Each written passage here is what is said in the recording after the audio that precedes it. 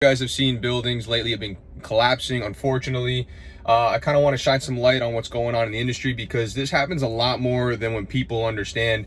Had a similar scenario with the church building. I recently posted a church about a couple months ago, and I decided to walk away from that job. The contract fell through because of the existing structure. A similar scenario what's going on nowadays.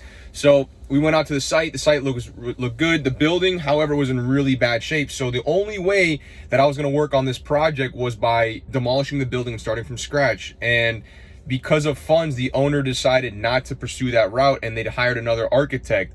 So it goes to show you that these things happen a lot, and I'm okay with walking away from work if it's not structurally sound, if it's not structurally safe. At the end of the day, that's the last thing I want to happen is a building falling and getting that call at 4 in the morning. So it happens a lot more than we think, unfortunately. So how do we prevent this? Is by doing the extra, going the extra length, over designing, getting these buildings strong, structurally sound, and not going the cheap route. So as a result, prices will rise in the industry. Architecture fees, structural engineering fees, all these prices are going to rise because of this. And it's not because people are going to try to rip you off. I'm not trying to rip off my clients, but it's because I need to make sure that these buildings get done safe.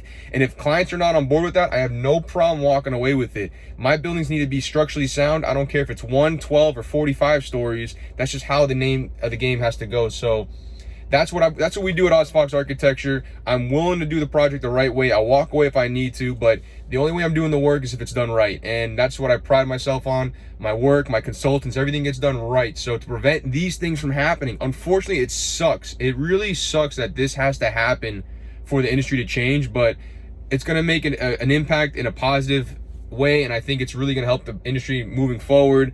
It's what I strive for, and hopefully these cheap architects, these cheap structural engineers kind of get washed away, and it hopefully just strains the industry. So that's the light. I mean, it does, funds do play a role in all this stuff at the end of the day. So the solution is don't do the cheap stuff. Don't do the cheap route. Do it right.